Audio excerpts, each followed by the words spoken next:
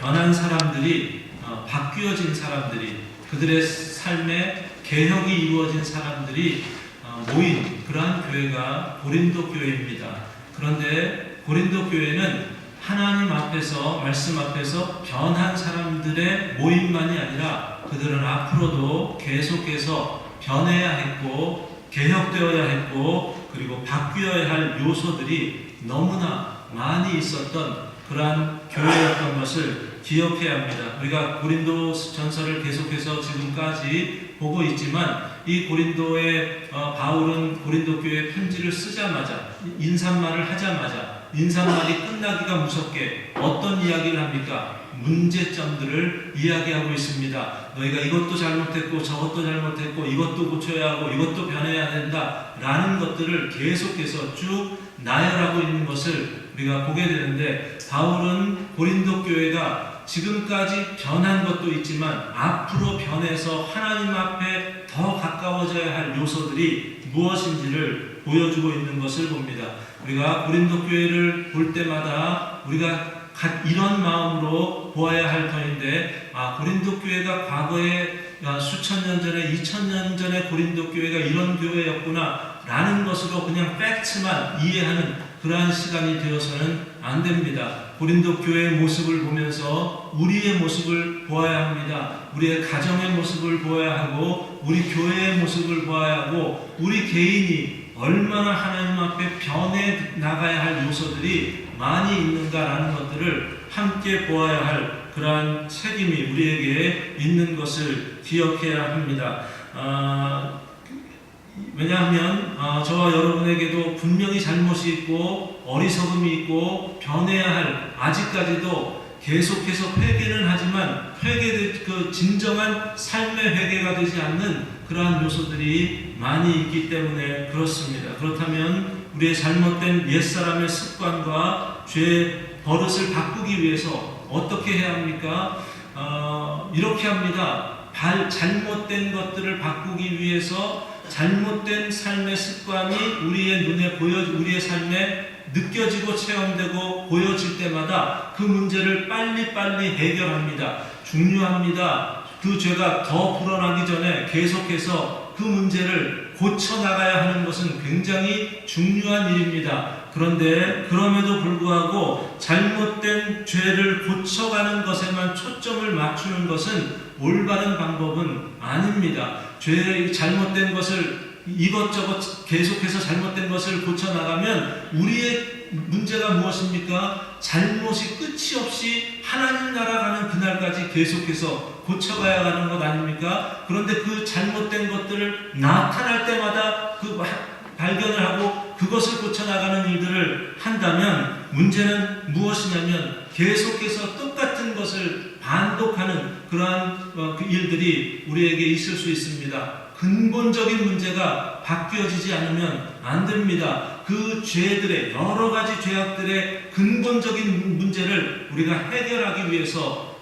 우리의 그 마음과 우리의 생각을 그곳에 우리가 더 집중해야 할 필요가 있는 것을 기억해야 합니다. 여러분, 바울이 고린도 교회의 문제를 이런 식으로 만약에 해결하려고 했다면 그 문제 하나하나를 그들에게 드러내면서 너희가 이것도 잘못하지 않았느냐, 이것은 이렇게 고쳐야 한다, 이 문제는 또 이렇지 않느냐, 이것은 또 이렇게 고쳐야 한다 라는 것으로 바울이 계속해서 고린도 교회에게 편지를 했다면 고린도 전서와 후서 이것만으로는 양이 부족했을 겁니다. 더 많은 분량의 책을 가지고 고린도 교회의 잘못들을 지적해야 했을 겁니다. 바울은 고린도 교회에게 문제를 드러내는 일을 했습니다. 좀 전에도 이야기했지만 편지를 쓰자마자, 인사말이 시작되자마자 바울은 그들의 문제를 계속해서 드러내는 일을 했습니다. 그런데 바울은 그 문제를 드러내면서 그 문제마다 해결책들도 같이 이야기를 하는데, 한번 보십시오. 지금까지도 보았지만 바울은 그 문제의 해결책이 어디에 있다는 것을 이야기할 때 그 해결책을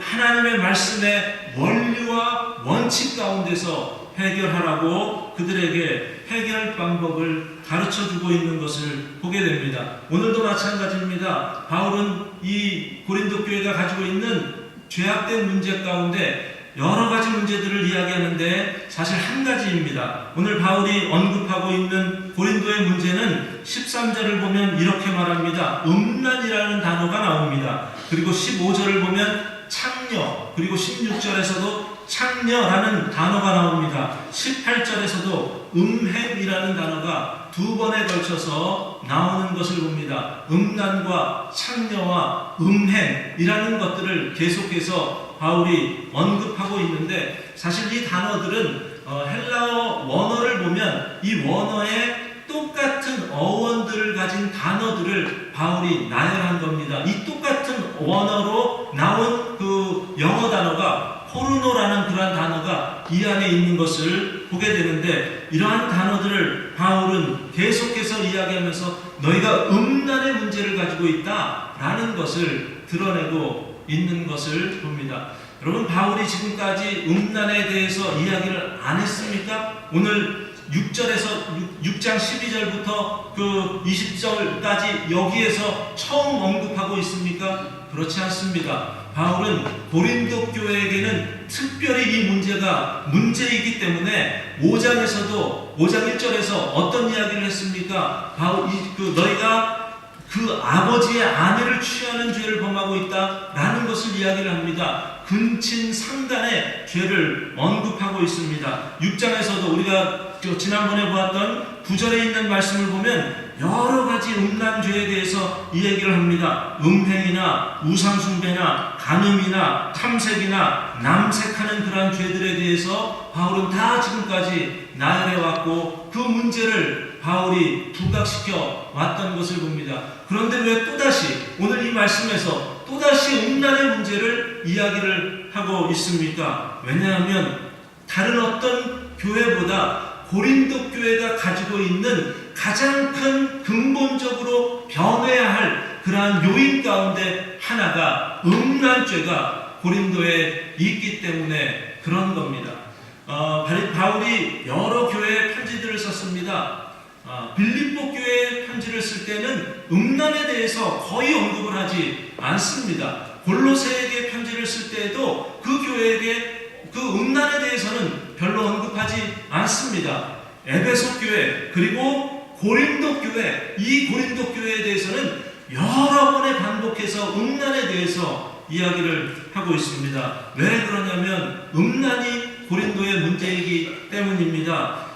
지금도 아마 마찬가지일 겁니다. 우리가 라스베가스에 사는 사람들에게 하나님의 말씀을 전할 때 어떤 말씀이 그들에게 강조되어야 할 것 같습니까? 도박에 관한 말씀 아니겠습니까? 그리고 또 정치적으로 높은 위치에 있는 사람들이 많이 그 교회 구성원이 되어 있는 그런 교회, 물질적으로 풍부한 사람들이, 풍요로운 사람들이 많이 있는 그러한 교회, 명예로운 그 직분을 많이 가진 그러한 사람들이 모여서 함께 예배드리는 그 교회는 어떤 문제를 가지고 언급을 하고 그들에게 교육을 해야 하냐면 교만의 문제일 것입니다. 여러분 중에도 마찬가지입니다. 똑같이 다 모든 사람들이 음란의 죄에 빠져 있는 그런 그 문제를 해결하는 것이 힘든 사람들도 있을 겁니다. 그런데 그것 외에도 교만의 죄, 또 술 취함의 죄, 또 방탕의 죄, 남의 것을 부러워하는 탐욕의 죄, 이러한 죄들이 우리 안에 있는 것을 우리가 기억하지 않습니까? 특별히 자녀를 키우는 분들에게는 자녀가 우상이 되어 있는 이러한 것들에 대해서 특별히 또 말씀의 가르침을 받아야 할 필요가 있습니다. 바울은 고린도 교회에게 음란의 문제를 이야기하고 있습니다. 제가 고린도 교회 이야기를 하면서 이 고린도 교회의 그 배경에 대해서 말씀도 드렸었지만 다시 한번 말씀을 드리면 고린도라는 이 도시가 가지고 있는 특징 가운데 하나는 고린도 교회는 상업적인 그 도시였습니다. 많은 무역이 오고 가는 그러한 도시였습니다. 그래서 여러 문화와 물물에 대해서 그들은 그냥 익숙하게 쉽게 받아들일 수 있는 그러한 도시였습니다. 그 중에서 가장 그들이 많이 받아들이고 그것이 자신들의 삶이 되었던 것이 음란의 문제였습니다. 고린도 교회가 가지고 있는 신 가운데 가장 큰 그 고린도 교회 대표적인 신이 아프로디테라는 그러한 신이 있습니다. 이 아프로디테라는 이 신을 로마에서는 비너스 여신이라고 합니다. 이 비너스 그 여신상을 안 본 분이 없을 겁니다. 무엇을 상징하냐면 아름다움을 상징하는 그러한 신입니다. 아프로디테의 여신상이 그런 여신이 그런 그 로마 고린도 교회가 가지고 있는 그러한 문제 가운데 하나였을 겁니다. 아프로디테 신전이 고린도에 있는데 아프로디테 신전에서 종교 의식이라고 그들이 그거를 빙자해서 그들이 했던 종교 행위 가운데 하나가 무엇이 있었냐면 그 신전 안에서 여사제들 1000여 명이 되는 그 여사제들과 가는 매춘 행위가 벌어지는 일들이 고린도에 있었던 겁니다. 그런데 그럼에도 불구하고 이것을 매춘이라고 이야기하지 않습니다. 왜 그렇습니까? 왜냐하면 이것이 그들에게 문화가 되어버렸기 때문입니다. 그리고 종교적인 것이 되었기 때문에 감히 그것을 어떻게 매춘이라고 합니까? 종교 행위라고 합니다. 그러면서 이것은 죄가 아니다 라는 그러한 그 죄의식이 없는 그러한 삶을 살아갔던 사람들이 고린도 사람들입니다. 그런 사람들이 교회를 세우고 교회 안에서 그들이 삶을 살아갈 때 이것은 죄가 아니다, 아니라는 그런 생각, 아니라는 생각을 가지고 있는 사람들에게 바울은 이야기하는 겁니다. 아니다, 너희는 잘못하고 있다, 하나님 앞에 분명히 죄를 범하고 있다 라는 것을 가르쳐주고 있는 것을 봅니다. 어쩌면 오늘날의 음란의 문제와도 비슷할지 모르겠습니다. 대중화가 되어버렸습니다. 다른 사람들도 다 지고 있는, 쉽게 접하고 있는 그러한 죄의 문제이기 때문에 이 정도는 괜찮아라는 그러한 생각이 우리 안에도 얼마든지 있을 수가 있습니다. 뉴욕에 있는 그 아트 박물관을 방문해 보았는데 그 안에 박물관 안에서 여러 갤러리들이 있습니다. 그 전시회가 열리고 있는데 그 중에 한 전시장이 엄청 크게 전시를 하고 있는데 캠프라는 그러한 전시를 하고 있습니다. 그 캠프라는 전시하는 곳을 가보았더니 그 캠프라는 그 갤러리는 무엇만을 다루고 있냐면 동성 연애자들에 관련된 모든 것을 다루고 있습니다. 그들의 작품과 역사와 이런 것들이 그 안에 다 담겨져 있는 것들을 보게 됩니다. 이게 아름다운 예술 작품이랍니다. 너무나 많은 것들이 대중화가 다 되어버린 것을 보게 됩니다.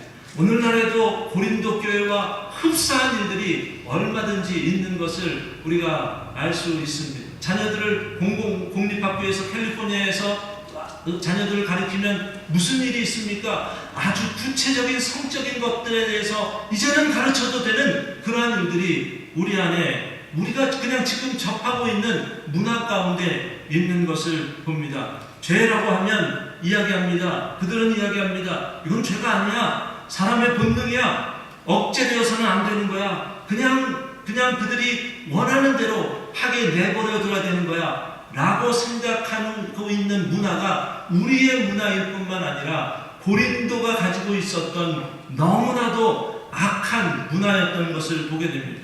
바울은 어떻습니까? 이 문제에 대해서 그냥 넘어가지를 않습니다. 계속해서 그것은 죄가 아닌 것이 아니라 하나님 앞에서 죄다라는 것을 말하고 드러내고 하는 일들을 반복해서 그들이 변화될 때까지 계속해서 표현하고 있는 것을 봅니다.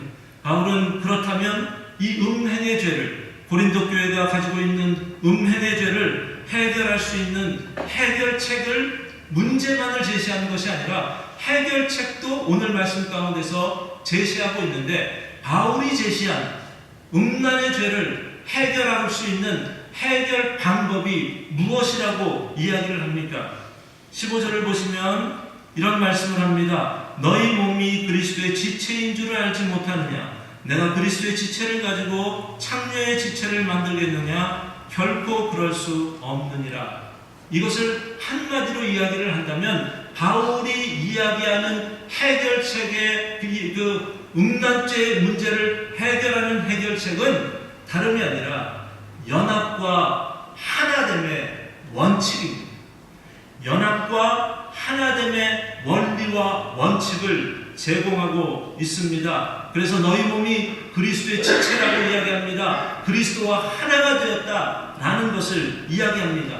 그리스도와 하나가 된 사람이 이렇게 하나가 된다면 얼마나 큰 문제냐라는 것을 16절에서는 창녀와 합하는 자는 그와 한 몸인 줄을 알지 못하느냐. 일러스되 둘이 한 육체가 된다 하셨나니, 그리스도와 하나가 된 사람이라는 자들이 창녀와 하나가 되면서 종교의식이 있냐 뭐 이런 그 여러 가지 그 핑계를 대면서 이거는 괜찮다라고 하는 그 말이 어떻게 성립될 수 있느냐? 너희는 그리스도와 하나가 된 교회가 아니냐라는 것을 이야기를 하는 겁니다. 17절에서도 주와 합하는 자는 한 영이다 라고 이야기를 합니다. 여러분, 하나됨의 원리, 연합의 원리, 이 원리를 하나님께서 가르쳐주기 위해서 우리에게 만들어주신 제도가 있습니다. 그 제도가 무엇입니까? 바로 부부 결혼의 제도입니다. 이 제도는 하나님께서 인간을, 남자와 여자를 만드실 때부터, 처음부터 하나님께서 이 원리를 우리에게 주셨습니다. 그래서 아담과 하와가 하나가 되었을 때 성경은 창세기 2장 24절에서 이렇게 말합니다. 그러므로 남자가 부모를 떠나 그의 아내와 합하여 둘이 한 몸을 이룰지로다.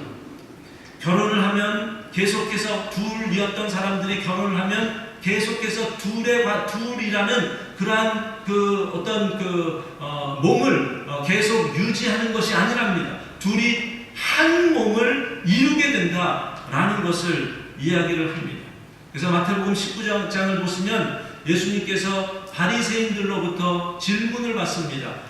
결혼 제도에 대해서 질문을 받습니다. 사람이 어떤 이유가 있으면 그 아내를 버리는 것이 옳은 겁니까? 라는 질문을 바리새인들로부터 받게 됩니다. 예수님께서 이 질문을 받으셨을 때 예수님이 어떻게 대답을 하냐면 이런 그 말씀을 합니다. 들어보십시오. 사람이 그 부모를 떠나서 아내에게 합하여 그 둘이 한 몸이 될지니라 하신 것을 읽지 못하였느냐. 그런즉 이제 둘이 아니요 한 몸이니 그러므로 하나님이 짝지어 주신 것을 사람이 나누지 못할지니라. 예수님이 분명히 하나님께서 사람이 부모를 떠나서 그 여자와 합하여 한 몸이 된다는 것 읽지 못했느냐? 알지 못하느냐? 창세기 2장 24절에 있는 말씀을 언급하면서 너 이거 다 알고 있는 것 아니냐? 라는 것을 말씀을 하면서 하나님이 짝지어 주신 것을 사람이 나누지 못한다. 결혼을 했으면 하나다. 라는 것을 말씀을 합니다. 그런데 이 이야기를 들었던 바리새인들이 예수님께 또다시 질문을 합니다. 뭐라고 질문을 합니까? 그러면 왜 모세는 이혼 증서를 주면서 아내를 버리라고 했습니까? 라고 이야기를 합니다. 예수님이 여러 가지로 그 질문에 대해서 대답을 합니다. 그 중에 하나가 이런 겁니다. 원래 사람의 마음의 완악함 때문에 허용된 것이기는 하지만 그러나 원칙은 아니다. 원래는 그런 것이 아니다. 라는 것을 주님이 말씀을 합니다. 그런데 그 이야기를 하신 다음에 예수님이 이런 말씀을 합니다. 내가 너희에게 말하노니 누구든지 음행한 이유 외에 아내를 버리고 다른 데 장가드는 자는 간음함이니라. 이거 이상하지 않습니까? 예수님께서 분명히 하나님께서 짝지어준 것을 사람이 나누지 못한 것이다 라는 것으로 분명한 원칙을 말씀을 하셨는데 이제 와서 뭐라고 합니까? 음행한 이유 외에는 이라고 이야기하면서 마치 음행이라는 것을 하나의 또 예외로 말씀을 하시는 것처럼 그렇게 말씀을 하고 있습니다. 왜 이런 말을 하고 있는지 아십니까? 연합의 문제이기 때문에 그렇습니다. 음행의 문제는 예수님께서 예외로 정하시는 것이 아니라 우리가 음란으로 인해서 하나님께서 만들어 놓으신 원칙을 우리 스스로가 깨어버리는 것이 된다는 것을 이야기를 하는 겁니다. 예수님이 예외로 정한 것이 아니라 우리가 근본적인 원리를 어기는 것이 음란죄다, 음행죄다라는 것을 말씀을 하는, 그만큼 예수님은 이것을 통해서 음란의 문제가 얼마나 심각한 문제인가라는 것을 말씀하고 있는 겁니다. 오늘 바울도 마찬가지입니다. 하나님과 연합으로 문제를 해결합니다. 음란의 문제, 너희가 음란하기 위해서는 보지도 말고 행하지도 말고 마음속으로도 그 죄를 범하지, 이런 이야기를 할 것 같은데 바울은 원리적인 문제를 이야기합니다. 너희는 하나님과 하나가 된 자다라는 것으로 이야기를 합니다. 부부의 하나됨에 대해서도 예수님께서 마태복음에서 19장에서 그렇게까지 엄격하게 이야기를 했다면 저와 여러분은 어떻습니까? 우리가 예수님과의 관계가 어떤 관계입니까? 성경은 예수님과 우리 교회와의 관계를 부부관계로 말씀하지 않습니까? 그래서 교회의 신랑이 되시는 분은 예수님으로 이야기하고 있고, 그리고 예수님의 신부가 된 자들을 우리 교회로 이야기하고 있습니다. 하나님 나라에 갔을 때 우리는 거룩하고 경건된 자들로 우리 주님과 혼인잔치에서 하나님 나라에서 영원토록 부부의 관계, 연합의 관계를 가지고 살게 되는 것에 대해서 말씀을 합니다. 예수님도 그것을 위해서 하나님 앞에 기도한 기도의 내용이 있습니다. 이렇게 기도를 했습니다. 요한복음 17장을 보면 아버지여, 아버지께서 내 안에 내가 아버지 안에 있는 것 같이 그들도 다 하나가 되어 우리 안에 있게 하사 세상으로 아버지께서 나를 보내신 것을 믿게 하옵소서. 저들도 우리와 하나가 되게 해달라고, 하나님과 영원한 하나됨의 원리가 손상이 가지 않도록 해달라고 주님이 그 기도를 하나님 아버지 앞에 드린 것을 봅니다. 그렇다면 제가 여러분에게 한 가지 질문을 드리겠습니다. 우리가 예수님과 연합해서 하나가 된 것에 좋은 점이 어디에 있습니까? 여러분은 주님과 연합했기 때문에 이것이 너무 좋다라고 생각되는 것이 어디에 있습니까? 우리가 연합한 것으로 인해서 좋은 것을 로마서를 보면 같이 한번 찾아보겠습니다. 로마서 6장입니다. 로마서 6장, 고린도전서 바로 전에 있는 책이 로마서니까 조금만 뒤로 가시면 로마서 6장 3절부터 5절까지입니다.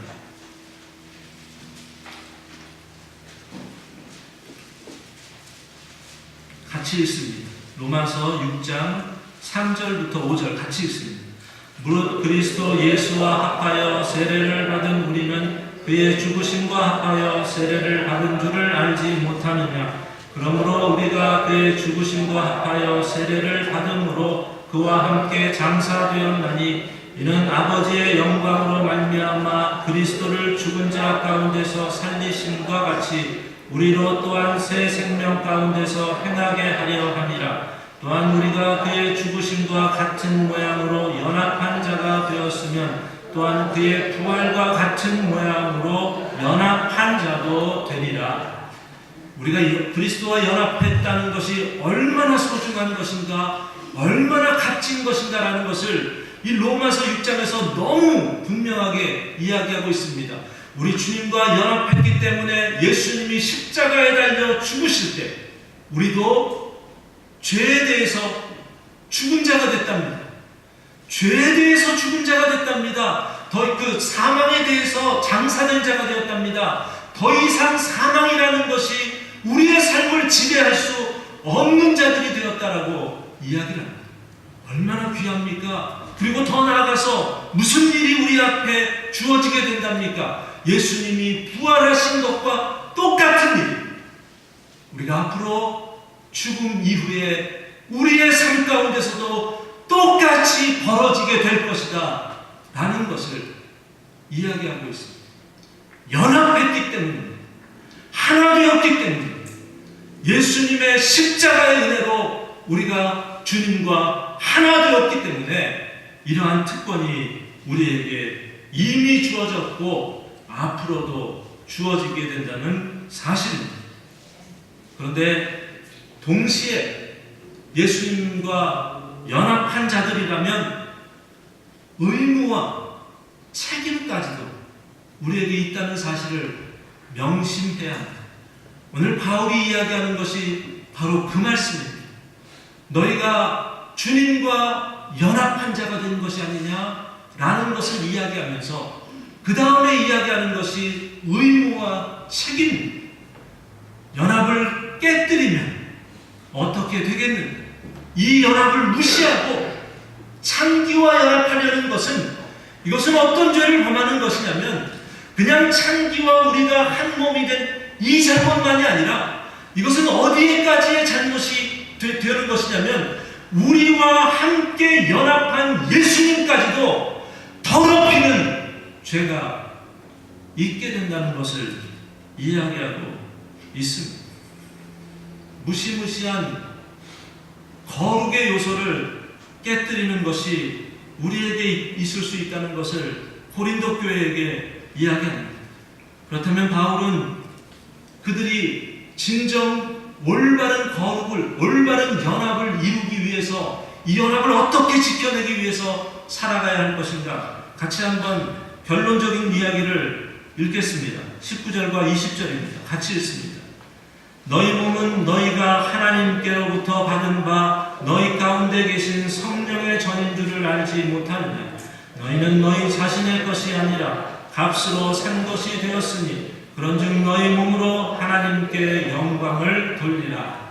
우리는 예수님과 연합한 자들이 되었을 뿐만 아니라 성령이 거하시는 성령의 전이랍니다. 더 이상 우리 것을 우리의 것이라고 클레임할 수가 없답니다. 이것은 성령님 것이고 하나님 것이고 더 이상 이것은 내 것이니까 내 마음대로 할 수 있다라고 어리석은 생각을 가져서는 안 된다고 이야기를 합니다. 어떻게 하나님의 소유가 된 우리의 몸인데 어떻게 그것을 내 마음대로 내 뜻대로 내가 원하는 대로 그 성전을 더럽힐 수 있느냐?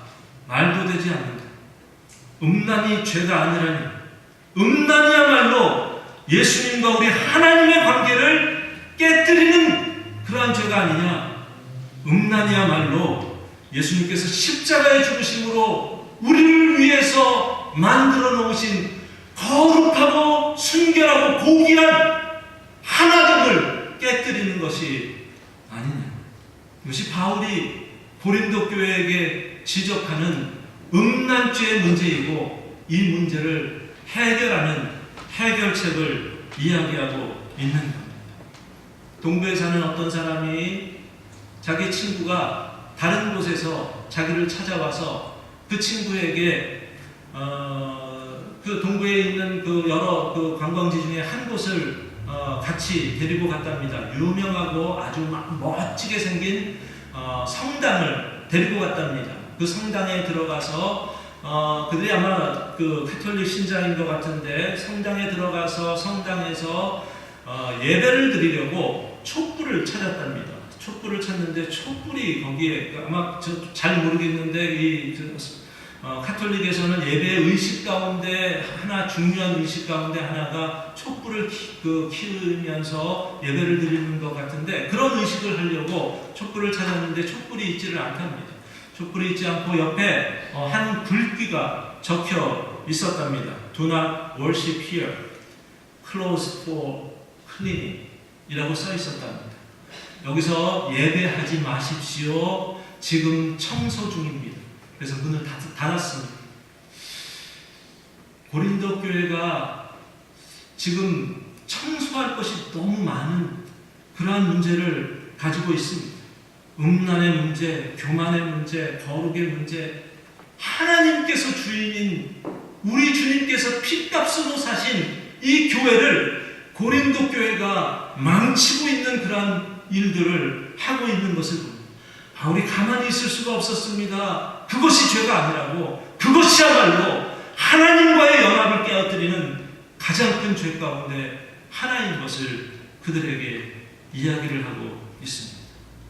저와 여러분은 오늘 이 자리만 교회가 아니라 우리의 몸이 교회입니다. 하나님의 성령이 거하시는 하나님의 전이라. 우리의 것이 아니랍니다.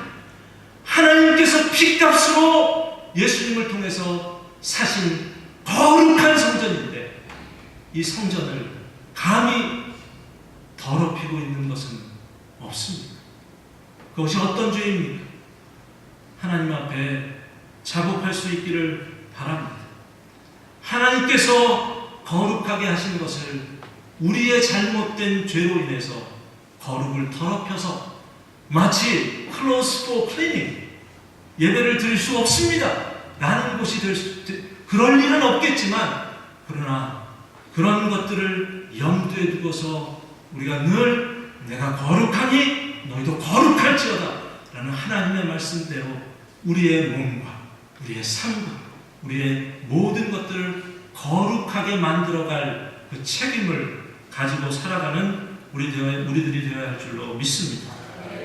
예배에 처소인 저와 여러분의 몸과 마음과 삶이 더럽혀지지 않기 위해서 애쓰기를 바랍니다. 오늘 우리가 드려지는 우리 이 예배 후에 말씀 후에 드릴 찬양을 나는 예배자입니다 라는 그런 찬양을 드리려고 하는데, 이 찬양 가사를 보면 이런 가사가 있습니다.